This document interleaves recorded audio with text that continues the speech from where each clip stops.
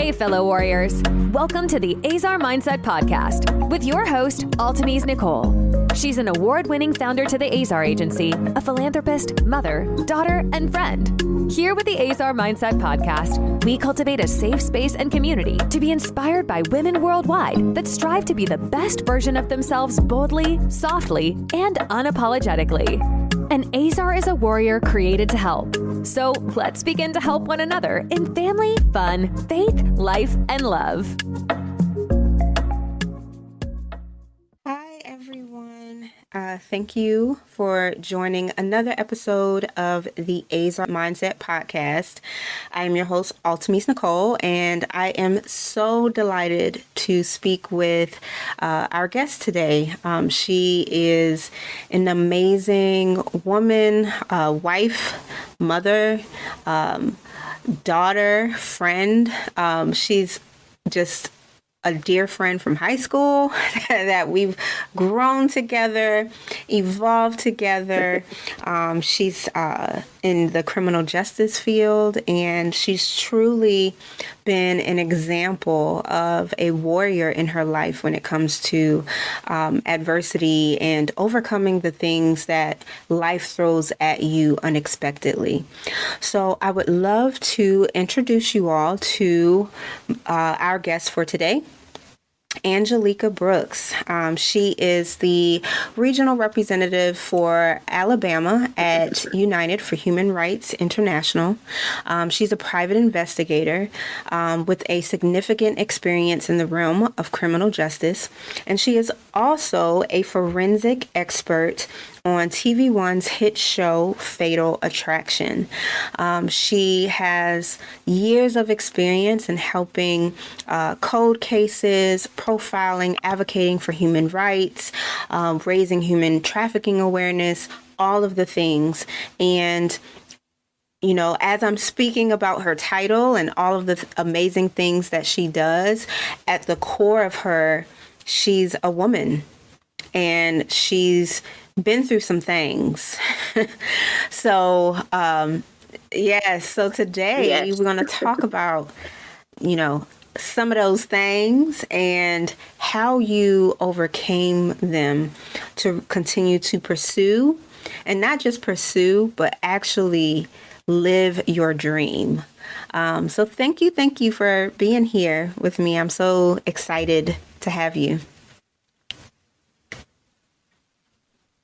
Yes, and I'm excited to be here. Of course. So, you know, I went through all of your amazing accolades, but would love to hear from you, like, what sparked your interest in like forensic science and criminal justice and all of that? Like, how did that come about? I have been hooked on forensic type shows since I can even remember, like since I've been a little girl. So I always knew that I wanted to dabble somewhere in the forensics field. I just didn't know exactly what my niche was. I initially thought it was law enforcement, and then I was like, yeah, this is not for me. Let me dive on the forensic side, because that just looks so cool. So as I got older, I initially started out, believe it or not, going for a teaching degree. And then one of my neighbors, I used to go with her when she would teach summer school in the summers, and I would go with her to the schools and teach the kids. And I was like, next. You know, like, that gave me a clear, and I was like, this is not for me. So then that's when I shifted to what I knew my passion was, which was. That's amazing. That is amazing. And like, tell me, like, in that process of, like, you know, identifying what your passion is, and, you know, going to move forward with that passion, you know, tell me some of the things that you experienced along the way when it comes to just life and that process.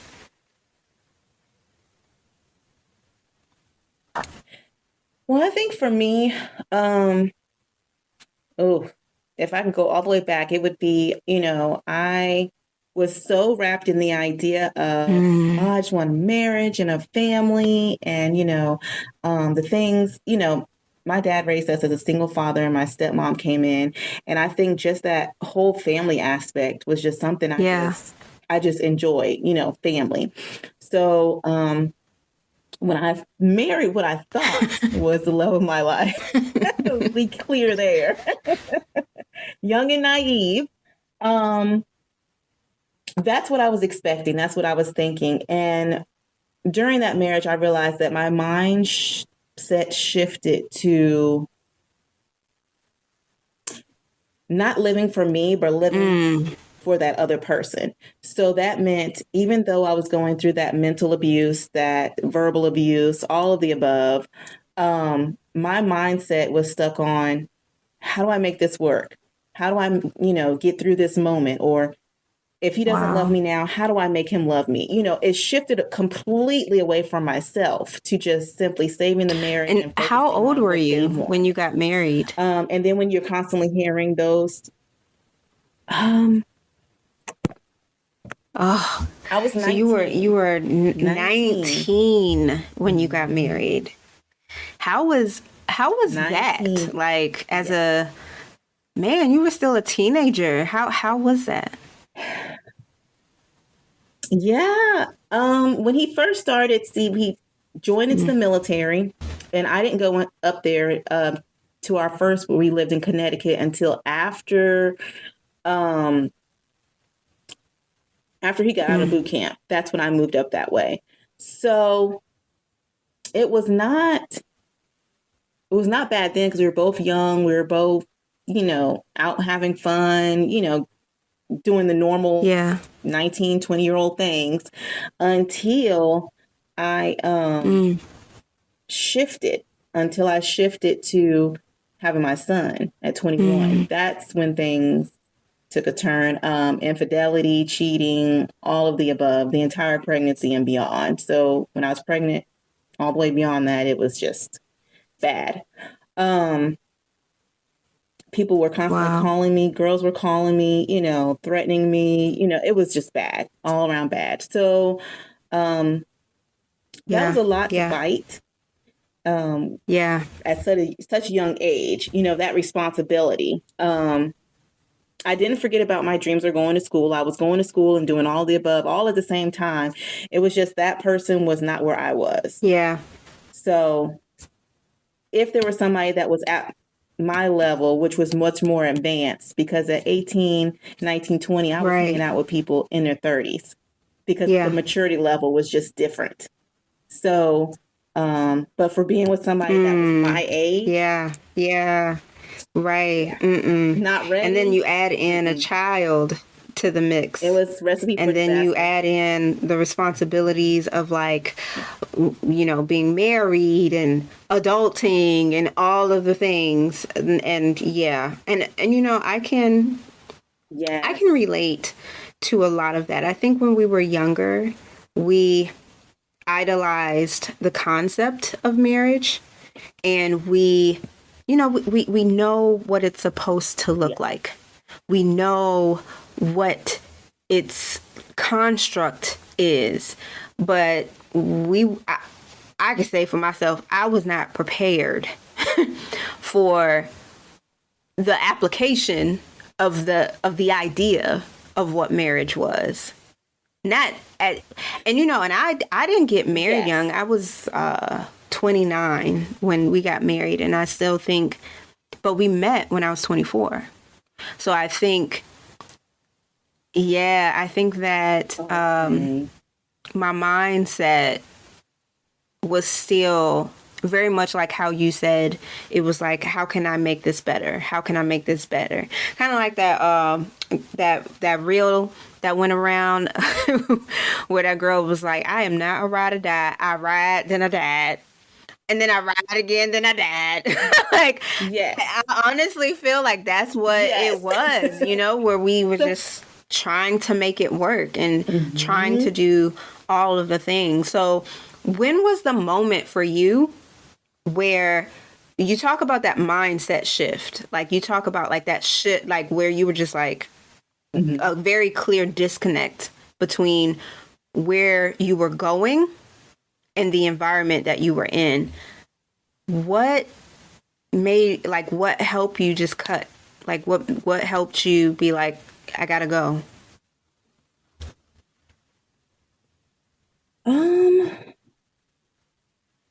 I think it was so we all went out one night. It was me and a couple of people from his job. It was two other females. And what I didn't know was at that time, the one female that was there was actually with him as well. And I had no clue the entire time we hung out. And then when I came back home, and we had two homes at that time. And so when I went back to my other house, I saw her clothes, Oh my gosh. Everything. So then I came back home and I was like, we're packing up and we're going. I had went to a counseling session right before all that went down. The counselor was like, if you don't go now, when he went to the bathroom, the counselor was like, run, go, and don't come back. Right. And that's typically not something they would say. Definitely not in a couples counseling session. But it was clear. Wow. It was clear. And she saw that. So did you face? I think at that point, and then him starting to get into some legal trouble, I knew where I wanted to go with my career, and he would stop it. Yeah. Did you hit any resistance as you decided, hey, this isn't working, I'm out?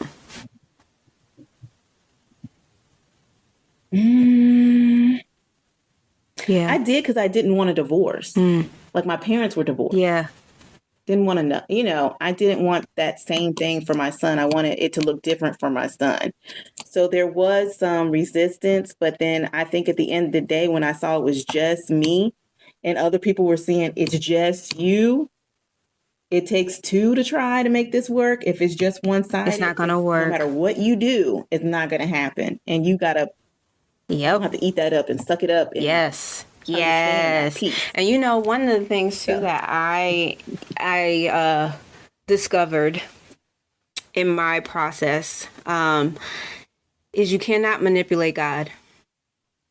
No matter how good you are, no matter how accurate you are in checking the good boxes, if this person is not for you, it's not going to work. It's not going to work. And yes. And it's going to get so uncomfortable for you to continue to be in that spot that you're going to get to a point where you cannot do it anymore. Like, it's going to get so uncomfortable. Yes. God will make it so uncomfortable. Yes. That you're going to have to remove yourself. If you're not going to remove yourself, you either going to be like so uncomfortable and like just, oh my gosh. Like, if you do not remove yourself, it's an act of self-betrayal. Like, you will be acknowledging, okay, I'm going to like numb this side of me and just see where, like, literally, I'm going to have to just, I don't want to use that word, but like emotionally destroy this one part of me to just stick it out. And, it ain't worth it. It's not. You know what I mean? Especially when in those situations, like you would be happier, and more than likely the other person would be happier too once they realize, oh, okay, maybe this was a good decision. You know what I mean? And while we're on this topic, I want to also ensure that we tap into this direct. Like, just go head on into this conversation. There's a feeling, a judgment, a sense of self-righteousness, quite honestly, in the church when it comes to divorced women or I don't know if it's the same for men. I don't really hear men saying they have to endure that. But I remember there was a woman when I decided to go through the divorce. A woman said, oh, well, you can't get remarried. And I was like, why? And she said, well, the word of God says that you can't get remarried because that is your husband for life. And I said, yeah, but the word of God also says that, you know, if someone was to commit adultery, they have pretty much null and void, canceled out that covenant. So you're trying to say that the same God that's like, yo, I'm not letting you do this to my child, on both sides, would be like, oh, I'm not going to let you do this to my child, but you can't get remarried again. That makes no sense to me. None. No. And I've been told, I went to a session and the preacher was talking about children that were out of wedlock. And he said, well, they're like, oh, these two young girls, they were young, probably like 16, 15, and they had babies. And he's like, you know, that's not a blessing from God, is what he told them. And so then I said, he said, how many of you believe pretty much that your child is a blessing from God? And, you know, I had raised my hand. I was like, well, had my child in marriage. And he said, but did your marriage last? I said, no. He's like, then that is not. And I was like, no. Oh, we had. Girl, listen. I would have been. We exchanged some words. Listen, baby. I would have acted like Jesus that day, flipping tables. Do you understand? Like we talk about acting like Jesus. Let's act like Jesus then. I will sure enough flip some tables that day, because like that's not right. You don't say that. Every child, they didn't ask to be here. They didn't ask to be here. They are a blessing. That's right. An absolute blessing. That is just everybody who's listening to this, understand that if you are in a situation, if you are in a marriage where it's unhealthy, it's toxic, it's hurting you, whether it be physically, emotionally, financially, because that's totally a thing, where someone literally has like all of the financial control and that's how they control you in the relationship. Like if you are in any type of situation like that, and you know in your heart, you feel that in your spirit that this ain't right, understand that your temple is where God lives. God is in you. So how can God be okay with something that you yourself is not okay with? It's, you know what I mean? Like, right. Make it make sense. That's right. And in my Survive to Thrive classes, I always, when I would go in and teach it in the prisons, I would always tell the woman, it's okay to accept people where they are. So if that means that this man doesn't have this quality, or he's not ready for you, or he's not giving you what you need, okay, you're not it then. You're not the person. Meet people where they are. And I've started to use that, not just in relationships now, but outside now with friends and coworkers and other people. Okay, I know I can't tell you this because this is where you are. And you can't have this piece.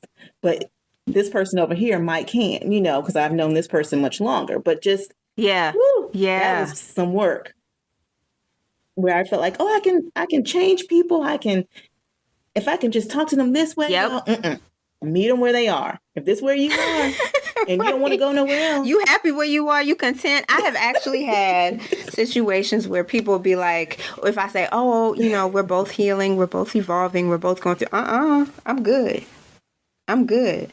Okay, so if you are good exactly where you are, I'm going to let you be exactly where you are. I'm just going to let you, like, you telling me, you know what I'm saying? You literally saying, like, I'm good. You can heal. I'm fine. Like, listen to them. And when people show you who they are, believe them.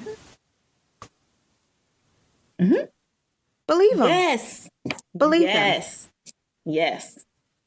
You can avoid so many situations. Yes. Like, woo-wee. Everything. Heartache. Yes. Everything. Friendship. And I think like, as nurturing beings, right? As a woman, I want to see the good in all.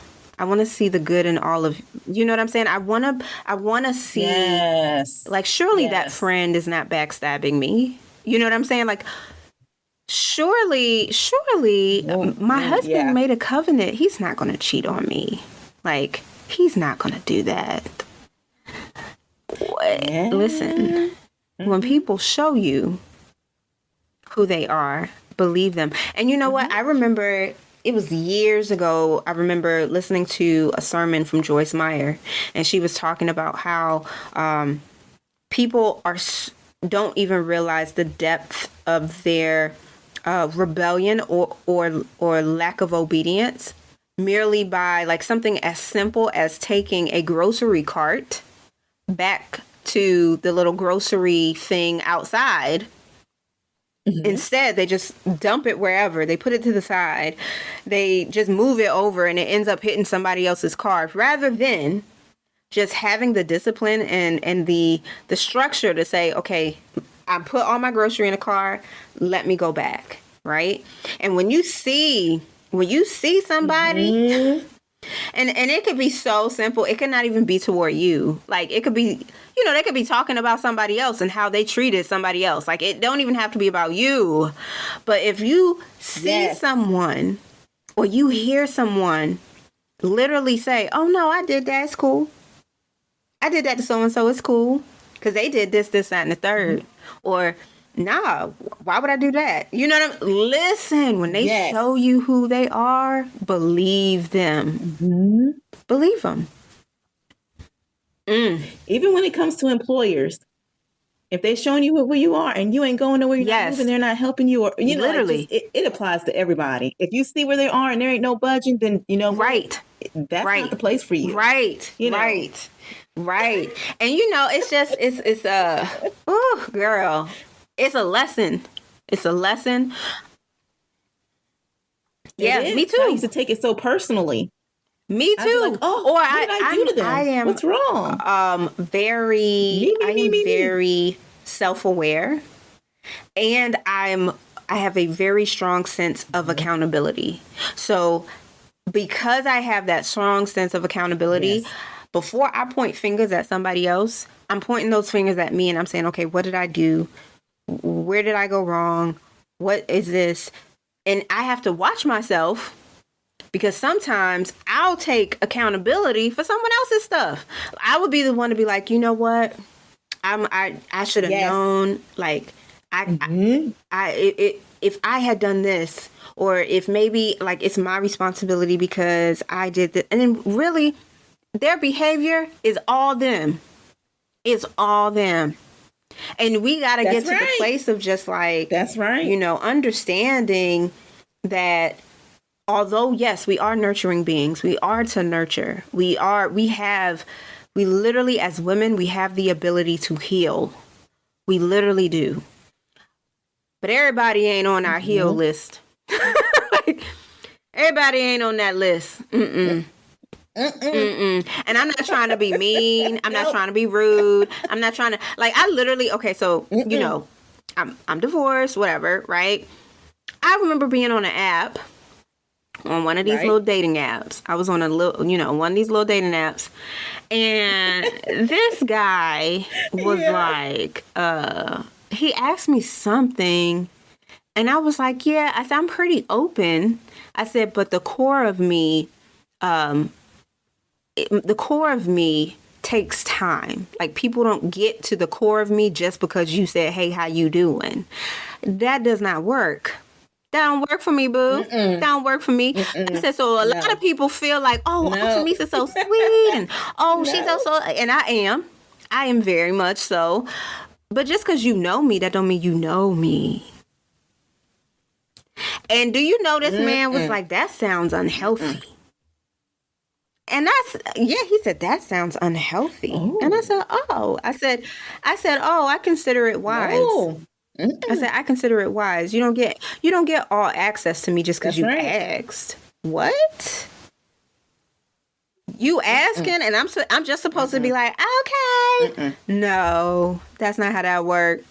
If you look, Angelica, if you would have asked, what, 20 24-year-old Angelica, 24-year-old Altimese, you may have gotten it. You may you know what I'm saying? You may we would have been like, okay, yeah, okay, you want all, okay, let me show you. Listen here. Yeah. At this point, I'm knocking on the door at 40. No. Nah. Nope. That's right. Nope. Nuh-uh. How many ways can you say no? Not like. Exactly. And people are like, wow, I didn't know all this stuff about you once they reach that point. Right. Like, it wasn't time to tell you. And don't get upset. You didn't even know then. That's actually a beautiful moment of like the intimacy growing in your relationship with them, that they are now discovering all of these amazing, beautiful things that are literally, they're precious. Yes. So like, why would you just give them out like some Oreo cookies? Nah, boo, you ain't getting these. You know what I'm saying? Like these ain't Oreo cookies. It's like you're telling you giving all that out, and then the next day y'all don't even talk. Right. All of a sudden, I done gave you everything and you ghost me. Girl, that's right. So listen, it's amazing. Like I don't know, just the adversity and the journey to it. So like when you left and you decided to, continue to move forward, raise your son, all of the things, like, how did you approach relationships? How did you approach love? Or was it, I'm going to just focus on my career, I'm going to just focus on my goals and my son, and that's it? Like, how did you navigate that? So in the beginning, I was very resistant to everybody, like, And so my dad had a conversation with me. He's like, you are not a dude. Right. You are not a man. Like, like, do you ever want to find love down in the end, or you just want to just be in these streets? Like just not accepting no long-term nothing. You don't want nothing from nobody. You got your own. You got your own. We get your independent. But I mean, in the long run, what do you want? I said, I got everything. I said, at the end of the day, if it's just me and my son and I have to turn around, I said, I want another kid, I'll adopt. Like, I was like, don't you see this story that it could be a soap opera, at this point, I'm over it. And so, but I did get in. But when I started, I was very upfront in the beginning. Like, you can even ask my husband, I was like, this. Can you do it or not? Okay, then we could proceed like with other stuff. But I think I made those initial demands up front. Right. I knew I just didn't want to go down that road again. Like, And then I told myself, my mom was like, well, you don't need to, have another man in the house till you're married and all this other stuff. I said, that was my mistake number one. Right. Because we didn't live together first. So then when all that came, I was like, oh. You know what? Come on, sis. Listen, let me tell you something. I feel like some of those rules, they were in place way back when for a specific reason, right? But nowadays, like, I was like, had I known before that covenant, had I known, it would be told. You know what I'm saying? But like, you got. And here's the thing: we have to find what works for us. You know what I'm saying? Like, yes. So did you and your husband live together before you all got married? And like, did you just? So you decide? You was like, oh. I'm gonna do it this way this time, and how did that work? Yes, and that worked out. That worked out better for us because we were able to work out those issues versus us being married and then having to be like, oh, Yeah.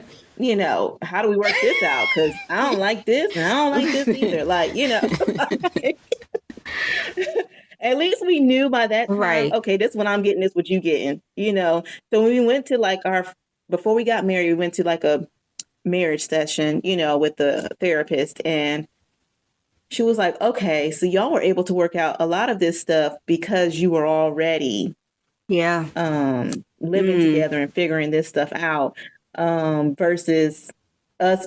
I think maybe if we would have done it the other way, it would have been some tension, because we would have been like, oh my God, we're tied together, and then you doing this over here and I'm doing this over here, you know, like, but we're stuck now, you know.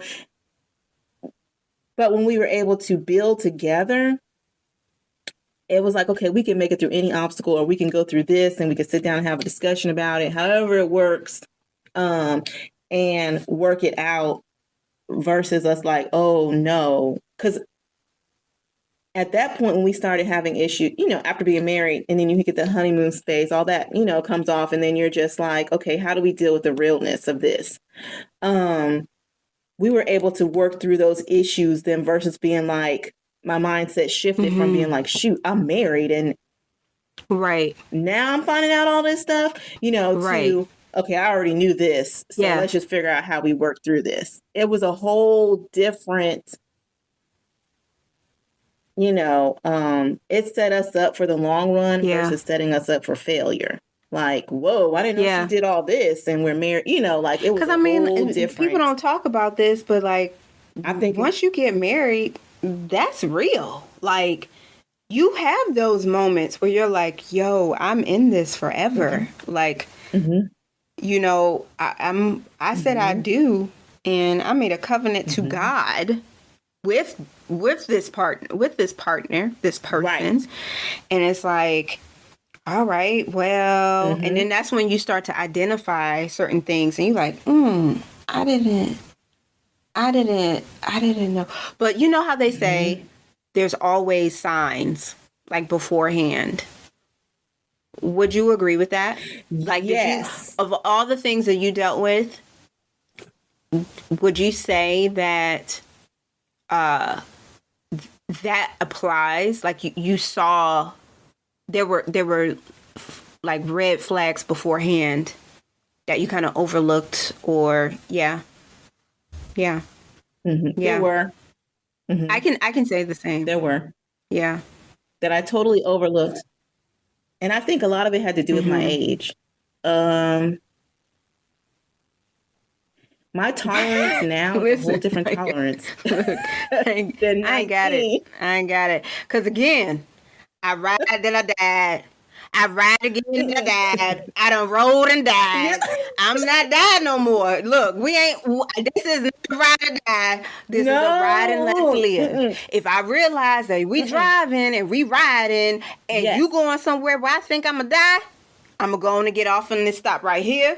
And we going to go on and listen.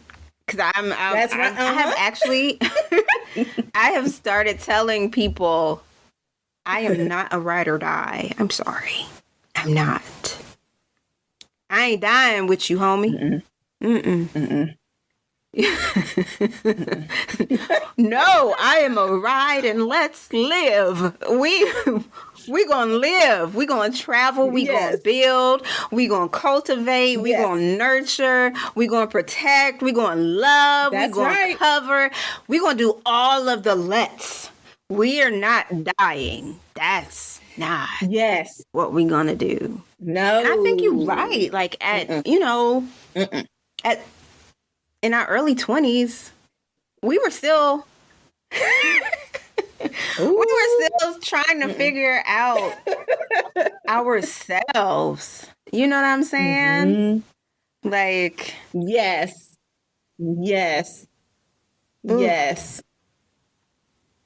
And that was but at the same time, if I would have done more finding myself at the young age of, 18 or whatever, 21, I wouldn't have been chasing. behind something that wasn't wanted, So I think if I would have focused more on me, is this what you want? Is this what you want to chase? Do you think that this is going to change? Instead of going, I'm going after him. He loves me. And he's just having a moment, like whatever I dreamed up to kind of like sugarcoat it. If I would have looked at more of the reality of it and thought about myself and how I was feeling and how those actions were making me feel, I think I would have had a different outlook on it, because I kicked a lot of it up to, when I started figuring out his mom and his upbringing, and she was just as wild. And so she was telling him things like, you don't have to be faithful. You're young. Just get married and do what you want to do and enjoy the bigger check because you're in the military. Like just little things like that. Red flag. Mom never been with one person. She's been married 6 different times. So go figure. He thinks he can do it too. Just little things, little red flags that I should have been like, ding, ding, ding, ding, oh yeah. Oh yeah. We have a guest. Hold on, please. Hold on. I'm still recording, okay? Yes. I'm talking to my guest, yes. Well, podcast listeners, this is life. This is what happens when you have a child. But like hey, that's right. She just waved. So you're absolutely right. And I think you tapped onto something that's really, really important. Understanding that when you marry someone or you connect with someone, you are connecting with more than just them. You are connecting with their upbringing. Yes. How their family taught them. How, you know what I'm saying? Like there's so much that you're connecting with. And, I think. Yes. You get married young and you just think like, oh, it's just me and you against the world. And I'm using air quotes here, but like, it's me, you, your mama, your daddy, your siblings, if you got siblings, your cousins, if they was real active in your life. Oh, and them fraternity friends, if you got them. Yes. You know what I'm saying? Like it's literally, it's not just me and you, because all of that influences and shapes who they become, like who we are. Yes. And another one. Oh, so if you check out of the relationship, I can check out too. I don't have to keep pushing and pushing and pushing and pushing all by myself. If you check out, if I would have known, and not thinking like that, I thought I could bring it back together. But looking at it like, if you checked out, then I could check out too. Yeah. We can both go our separate ways. You don't have to. I don't have to be exhausted trying. And in my at the end of my experience, I remember, because very much like you, I didn't want to break up my family. I didn't want, my child to, have, this quote unquote broken home, when in reality, it's not broken. You just got 2 homes now. Yeah. You know what I'm saying? But like, we have these concepts that society has given us about divorce and things like that. And I remember being like, I was walking up the steps and I was like, man, am I supposed to? Like, I just want to make sure I'm making the right decision. And not kidding. I'm walking up the stairs, and maybe halfway up the stairs, it was like I heard an audible voice, and the audible voice said, I live in you. If you are not happy, how do you think I feel? He said, I need you to move out of my way so I can get to my son. Otherwise, you'll continue to be collateral damage. And it stopped me in my tracks. And I mean, what can you say to that, right? So I literally was that's literally the moment I was like, okay, then we moving forward. This is what we doing. You know what I'm saying? And like, That's right. Yeah, looking back now, I'm it was a difficult season. And I'm sure you can attest to this. It was a difficult season, but it also was a beautiful season because you were able to break down and then build. Yes. And it was the first time I felt, wow, I don't need anybody else right now. I could do this myself. Like, and I've carried that this whole time. I still carry that now. My husband doesn't have to worry about me because I can hold my own. And for me, I can hold now my own. it's more of like I kind of identify someone has to come into my life that meets me where I am now or exceeds where I am now. Otherwise, I am literally doing this like on my own. You know what I'm saying? Like, so if you are unable, That's like, right. That's right. And my cousin and I, we were talking about like the difference between standards, wants and desires, and, those icings on the cakes in relationships, right? So like, if you buy a vehicle, there are certain things that are standard in the vehicle. The baseline, that's what you're getting. Every single vehicle has this standard. That's right. But you can always have your upgrades. Right? You can always have your upgrades. So that standard is, and I got to shout out my cousin Nadine because she definitely, like, this analogy was absolutely perfect. And I'm copping it, sis. I'm copping it. And if you have that standard baseline, that's your base. We can't go underneath it. So if I'm talking to somebody and my base is a certain level of like living, it makes zero sense for me to go underneath it. It makes zero sense. That's right. Now, of course, the upgrades are, probably the more physical appearance type things. Like, oh, I want them to look like this and I want them to look like that. Those are the upgrades to the standard. But you got to have that standard. Right. So I'm like approaching dating in that way. And dating is for collecting data. Y'all, we were bamboozled at the beginning. We were bamboozled. We were told like, oh, you're supposed to be like this, and you're supposed to do that, and you're supposed to, you give your boo because he your man, all this stuff. And no, it's for collecting data. Do we align here? What are your goals? Can we achieve those goals together? How do you feel about me having my own goals that do not connect to you? Because come on, girl, listen. That's right. Because them the goals that the men feel competition with when you get in. So are you cool with my goals? You know what I'm saying? Like, how do we navigate that? Like, that's all of the things that we got to think about now. Right. You know what I mean? And share with our audience how. So you talked about that process of the shift that you went through in your first marriage. And you also talked about like that season of just being like, nah, I got it. I don't want it.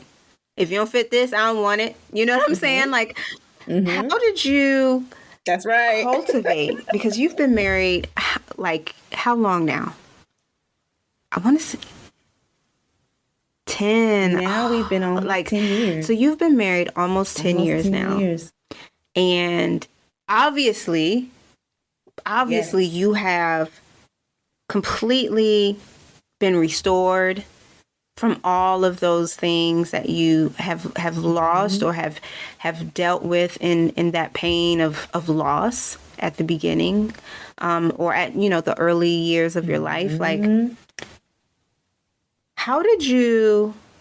what did that journey look like, going from that place of I got it, I'm good, if you don't fit this and this, I don't want it, to truly being open to your husband and building the relationship that you guys have now?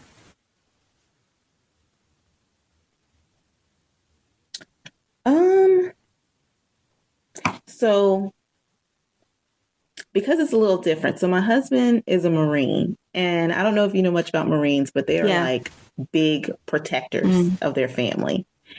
And so I think seeing firsthand that no matter whatever comes at me, he's that protector. He's stepping in. He's stepping in and he's taking charge. So over time, I was like, I don't have to do this. You know, like just watching him. I don't have to protect or hide, because if somebody comes in and they, you know, kind of they disrespect or, you know, just being that protector in whatever aspect that is, whether that's I'm dealing with business or whether I'm dealing with something with friends, he's he's more of the no filter side.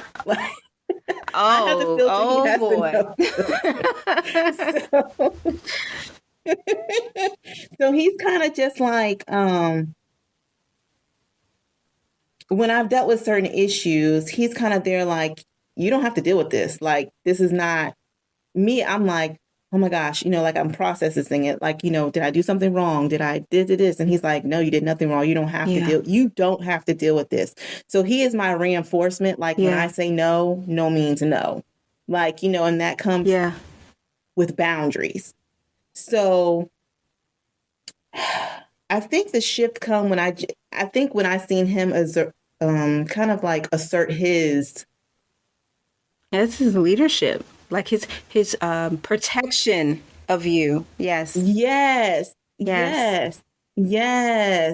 In areas where I was doing it, I was like, oh, I don't have to do this, you know? And so we did have a conversation though at one point in time where he was like if I notice things aren't a certain way or something like that, I'll just go and just do it. And it was like, I wasn't even giving him time. You would just go do it. Like, I would just go behind and that could be about anything. There's an orange on the counter. I don't want that orange there. So I'm going to put the orange back before he gets the chance to move the orange. I know he was like, just give me a chance. Like give me a chance, woman. Yes. I love it. Let me do it. So I just had to kind of like let my guard down. And I kindly did. I started to over time because I saw he had a handle on it. Yeah. So I didn't have to. Now that wasn't like an overnight process. That took time because I was, you know, me and my son from like 2006, I think, till 2012. You know, that process of now I dated and stuff during that time. That was a process of relearning myself, what I do want, what I don't want, a whole bunch of stuff in between there. So it was just like when I got to that point, it was like, okay, you can pull back some, because I was still, you know, right into the marriage. I was still, I got it, you know. But when he stepped in, he's like, let me do it, you know. And so like I kind of started pulling back when I seen him in action. I want to. I'm like a person. I gotta listen before I'm believing. That words of affirmation is the lowest on my list now. It's the lowest. I need to see it because anybody can say whatever. Yes, I got you, girl. I understand. So, like, okay, if there is a woman that's listening right now, and she's either contemplating divorce, recently got divorced, or, you know, in that process of evolving, which happens after the divorce, what advice would you give her? What insight would you give her about the journey?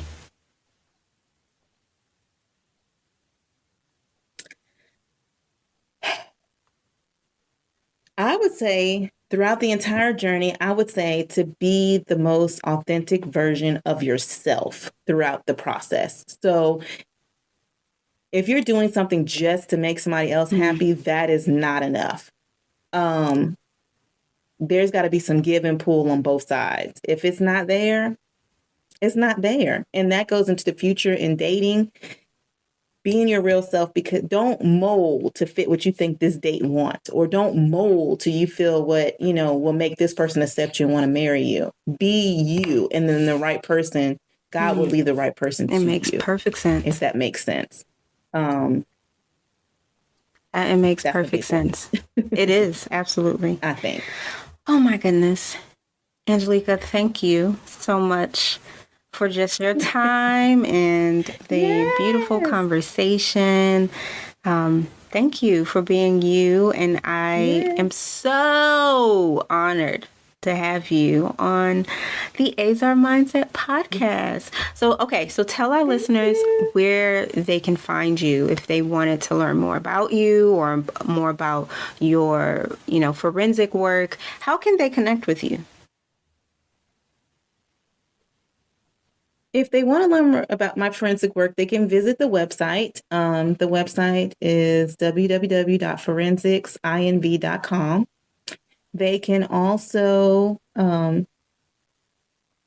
email me. So that would be hello@forensicsinv.com. And that's short for investigations. So that's mainly where they can reach me as of right now. Yep. But you run it, girl. You busy, girl. Cause you on. Listen, we're gonna repeat. Those are the best ways to catch me and send a message. Yes, a forensic expert on TV One's hit show, Fatal Attraction. Yay! Yes. I am so proud of you. I'm so proud of you, fellow Azar, fellow warrior. Thank you for just sharing your wisdom and sharing your journey with us. And thank you again, audience, just for being a part of this entire conversation with us. I hope it has inspired you. I hope it's empowered you. I hope it encourages you to continue to live your life unapologetically and with purpose. So until next time, talk to you guys later. We hope you enjoyed this podcast episode of the Azar Mindset Podcast. Be sure to subscribe to stay connected and in the know of all upcoming inspiring conversations with Altimese Nichole and inspiring women from all around the world. Until next time, stay soft and fearless, Queen.